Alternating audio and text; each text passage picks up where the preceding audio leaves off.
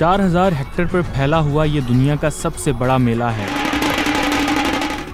45 दिनों के दौरान 67 करोड़ अकीदतमंदों ने कुंभ मेले में शिरकत की। सफाई के लिए 15,000 कारकुनान तैनात किए गए और अवामी सहूलत के लिए 1,50,000 बैतुल खला तामीर किए गए।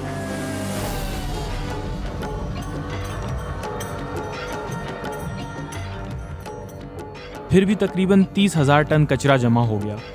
ये वजन तकरीबन 6500 एशियाई हाथियों के बराबर है और इस सफाई ने गिनीज वर्ल्ड रिकॉर्ड्स में भी अपनी जगह बनाई। लेकिन आखिर ये 30,000 टन कचरा गया कहां?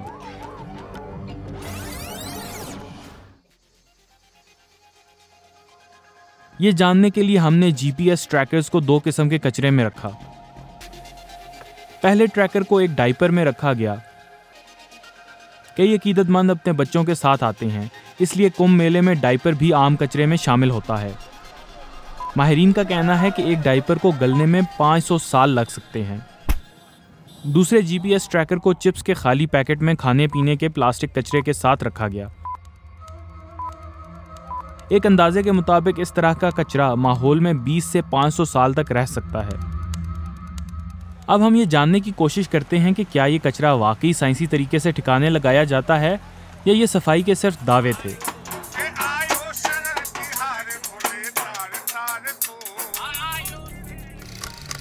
यूं ये कचरा ट्रैक करने का सफर शुरू हुआ। कचरा ट्रैक करते हुए हमारी मुलाकात राम सजीवन और रोहित से हुई, जो कचरा जमा करने का काम करते हैं। मैं 12 आदमी का इंचार्ज हूँ। कचरा यहाँ गंगा किनारे लगे हैं तो फूल है, नारियल है, पोलोथीन है और तमाम तरह के कूड़े जो है।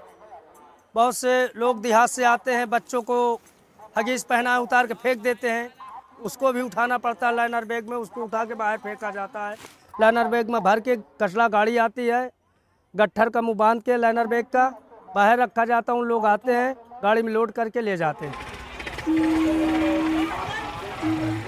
मेरा ड्यूटी का टाइम है 3 बजे आता हूँ, 11 बजे तक रहता हूँ। जहाँ सर्विस देते हैं वहीं जाके कचरा गाड़ी में लादने के बाद, गाड़ी जब फुल हो जाती है तो कचरा कला के यहीं डाल देता हूँ। तो इसके बाद जो बड़ी बड़ी गाड़ी रहती हैं उसमें कचरा लादे जीसीबी द्वारा लादा जाता है। फिर लादने के बाद जहाँ मतलब डंपिंग होता है वहाँ जाता है। कुंभ से कचरा इकट्ठा करने का अमल मुनज़्ज़म और मौसर नजर आया। वो कचरा भी उठा लिया गया जहां हमने जीपीएस ट्रैकर्स रखे थे। कुंभ की हेल्थ और सैनिटेशन ऑफिसर आकांक्षा राणा ने हमें बताया कि इसे कहां ले जाया जा रहा था। 2019 के कंपैरिजन से हम लोग ने एक प्रोजेक्शन किया कि इतना अमाउंट कूड़ा हमारा कलेक्ट होगा, इतना कूड़ा हमारा जनरेट होगा, तो उसको मैनेज करने के लिए हम लोग को क्या क्या अपनी प्रिपरेशन करनी है। हम लोग ने लगभग 10,000 मैन पावर हायर किया था अपना।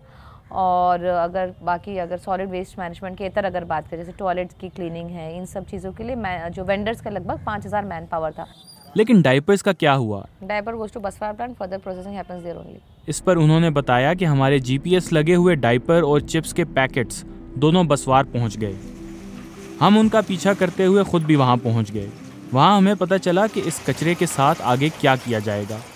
कुंभ में अप्रॉक्सीमेटली करीब 30,000 metric ton waste extra produce हुआ है। 30 to 40,000 मेट्रिक टन अगर हम सिटी की भी फ्लोटिंग वेस्ट को ऐड कर लेंगे तो उसमें से जो रीयूजेबल, रिसाइक्लेबल या किसी और फॉर्म में प्रोसेस करके यूज़ किया जा सकता है उसको उस फॉर्म में यूज़ किया जाता है, और जो बाकी किसी भी पर्पज़ से यूज़ नहीं हो सकता उसको आपके लैंडफिल में डाला जाता है।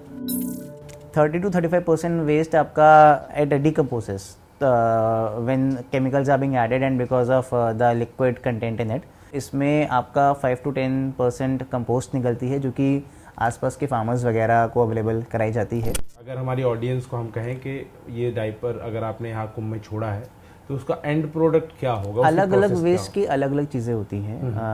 It is to be destroyed in a way, it goes in incinerators then. अब हम इन तमाम दावों की एक एक करके हकीकत जानते हैं।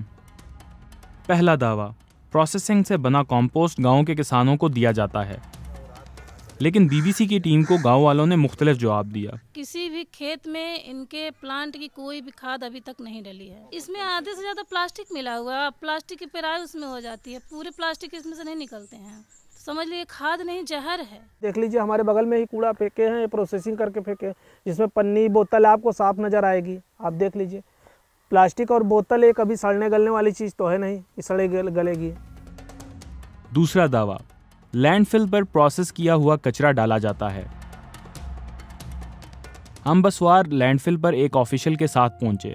बसवार जो गांव की ये सरहद हम देख पाते हैं, इसके पास ये जो कचरा डंप है, ये किस तरीके का कचरा है? ये और सबसे पहले मैं बता दूं, ये कचरा नहीं है। ये जो हमारा लेगेसी वेस्ट है, लेगेसी वेस्ट जो कोई भी वेस्ट ऐसा होता है जो 3 साल से ज़्यादा पुराना हो जाता है, जो उसमें कंपोस्ट थी, कंपोस्ट तो काफ़ी पुरानी होगी, 10 साल पुरानी होगी, इसमें कंपोस्ट की कोई क्वालिटी नहीं बची है, वो जस्ट मिट्टी की तरह हो गई है।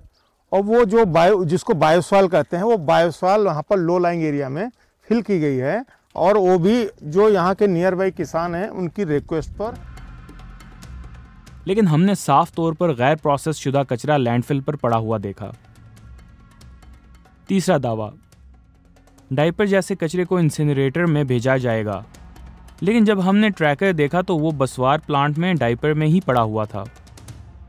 हुकूमत का दावा है कि हर किस्म का कचरा साइंसी तरीके से ठिकाने लगाया जाता है, लेकिन हकीकत में ये कचरा सिर्फ एक जगह से दूसरी जगह मुंतकिल किया जा रहा था। हुकाम का ये भी दावा है कि ऐसा कचरा 45 दिन में मुकम्मल तौर पर प्रोसेस कर दिया जाता है, लेकिन हमारे ट्रैकर्स गुज़श्ता 114 दिनों से एक्टिव हैं। अगर हुकूमत के साइंसी तरीके से कचरे को प्रोसेस करने के दावे दुरुस्त होते तो अब तक हमारे ट्रैकर्स भी ख़त्म हो चुके होते। हुकूमत के दावों और हकीकत के दरमियान में अब फैसला आप खुद कर सकते हैं।